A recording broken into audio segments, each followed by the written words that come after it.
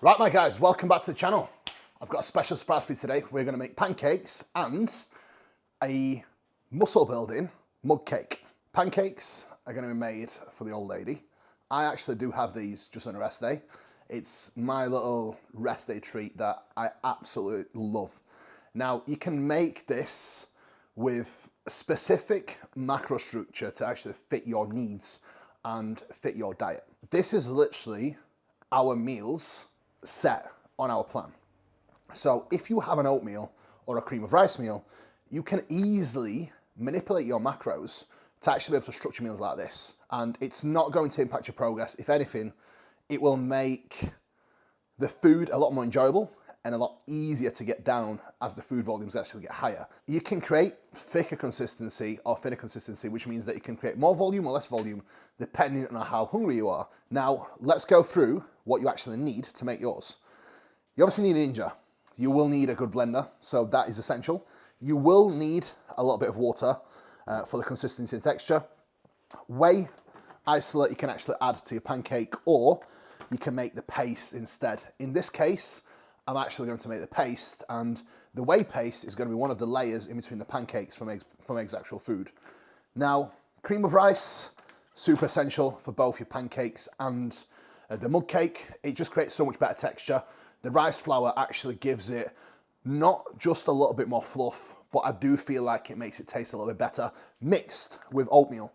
So we will do a mixture of oats and cream of rice with both of these. Now, personally, when I make my pancakes, I actually have much more cream of rice and less oats. That's just my preference. For Meg, we actually do it other way around. She likes to have a little bit more oats and a little bit less cream of rice. But again, ultimately come down to your preference and what consistency you actually prefer. This is going to be a top secret ingredient that you absolutely need. Pumpkin. The reason why pumpkin, it's extremely, extremely, extremely low in calories. Per 100 grams of pumpkin, right? Let me just be exact. You get 34 calories, 8 grams of carbohydrates, and almost 3 grams of fiber. So it's an amazing fiber source. It's very low calorie. And I actually swap out a portion of my fruit for this because it does have quite high fiber content. Now, all I do personally for myself is I will actually reduce my fruit amount and I will add the same amount of calories from the pumpkin to kind of match the macros. Now, the texture you get using pumpkin with your pancakes and the mug cake is amazing. Not only get more fluff, but they're just so much more soft. And who doesn't like pumpkin? Pumpkin spice, come on. Come at me, bro.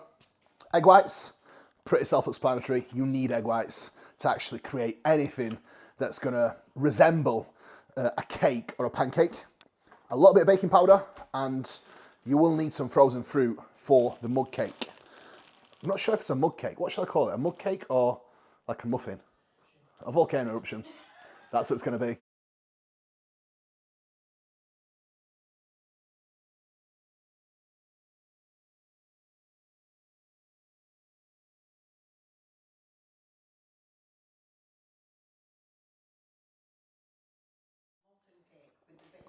So now we've got all our ingredients. I'm going to take you through step by step. So we've got 130 ml of water and we've got obviously 100 ml of egg whites.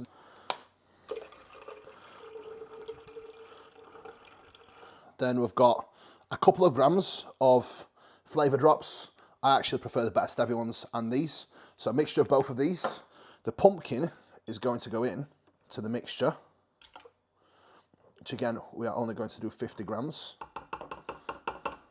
Now, baking powder, literally a few grams of texture from this. Now, the reason why I actually prepare this well in hand is pretty simple. You need to let this texture set in the fridge before you actually bake it. So, if you are going to have the mug cake, you do need to give it a little bit of time to settle.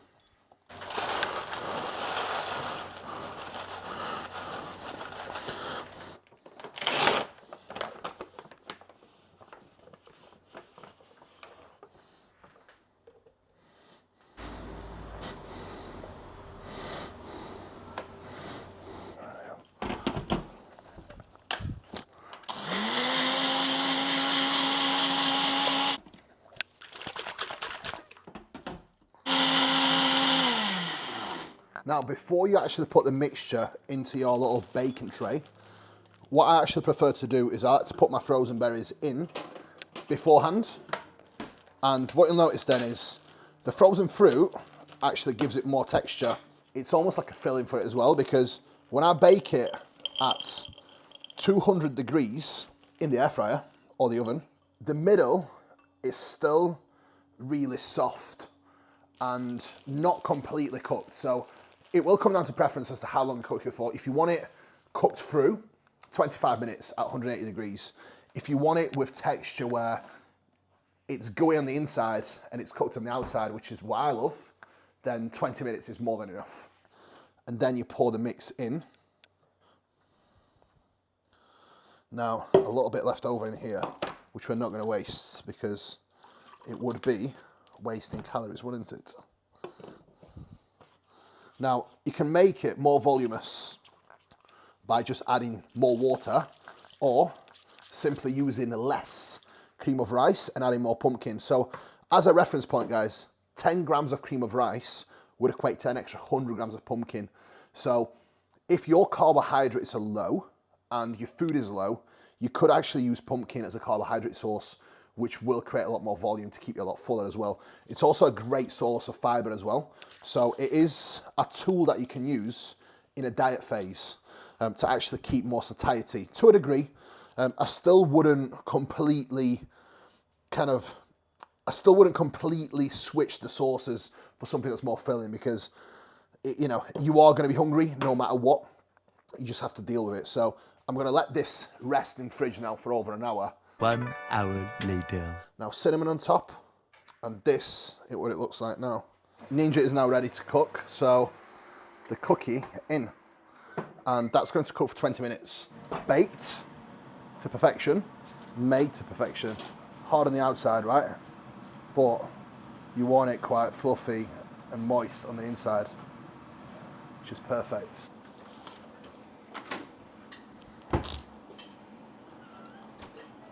Time to make the pancake, so let's go. Step 1, 100 mils of egg white. 150 mils of water. 150 grams of pumpkin. Now, if you want pancakes and you want them a little bit thicker, a little bit more pumpkin will be used for the pancake. Add the sweeteners. A little bit of this one, which is the coconut, stevia, and then a little bit of vanilla.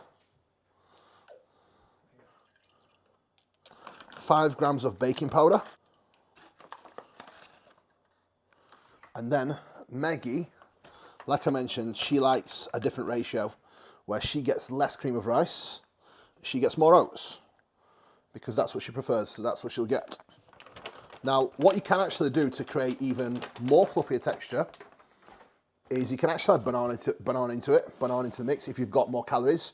Now, at the moment, we don't really have that much calories to play with just yet, but when we do, I will actually be adding bananas into it, which make it even more texturous and more voluminous and more fluffy alongside of the pumpkin, which makes it amazing. The whey is going to be the filling for the pancakes as well, so you are going to get to see that in action.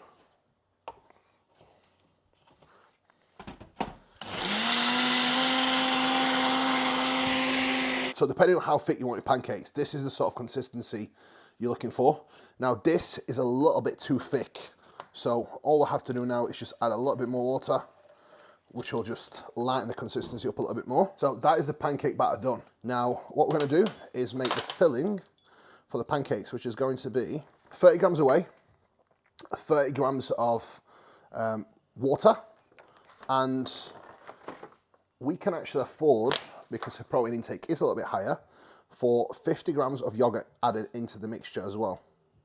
So what we're going to do is add an extra 50 mils of water.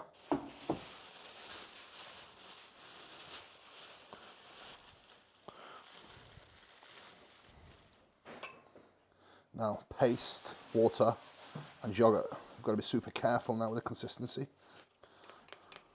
This will actually thicken up over time as well. So the filling you can make thicker or thinner depending on your preference. Now, if you mix your whey and leave it for a little while as well, it does thicken up quite a lot. Now you can tell I've been a hungry man in the past to think of all these things, and I watch a lot of food channels and food videos as well. I get some great ideas from some great people. This is the part of the video where I actually make the pancakes. First and foremost, heat your pans up to a high heat. Once they're at high heat, you'll know because they'll start smoking. Turn them down onto a very low heat, medium to low. I prefer to have it on the lower side after you've actually managed to get it to a very high heat. This has already been blended again. And then next, is it sad that I've actually got 2 pancake pans? With this, you don't really want to overcook them. The way you know that they are ready to flip, which I'd never flip them because I want them actually super soft. I find with pancakes, unless they're full fat, full of milk, when you do flip them, it actually dries them out too much. So I tend to just cook them on one side and I stack them on top of each other, or I fold them in half, which keeps them super, super moist on the inside. You want your pancakes moist. This one is pretty much almost done. As soon as we see bubbles at the top, Meg does have dark chocolate in there as a fat source. So what I actually like to do is put her dark chocolate in the middle of the pancake. So at the moment, she has 10 grams of dark chocolate, and that goes on top of her pancake stack, and then fold it onto the top of the other one as well. Pretty much like this. Can you see here, guys? See that? That's when it's cooked to perfection. Now, on the inside, it's still pretty moist, where it's like, it's cooked, but not to the point where it's hard. It's still super soft and gooey. So it just depends how you like your pancakes.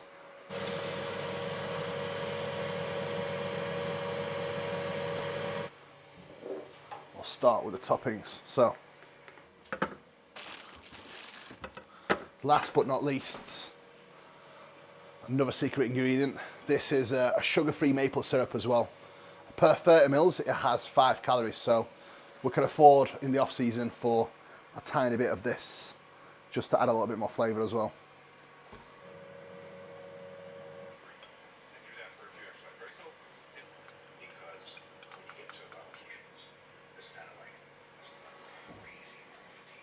Boom. Pancake Stacks 101. Subscribe to the channel. Support us, give us some love. Make sure you like the video and make sure you leave a comment below. Thank you so much, guys, and peace out for now.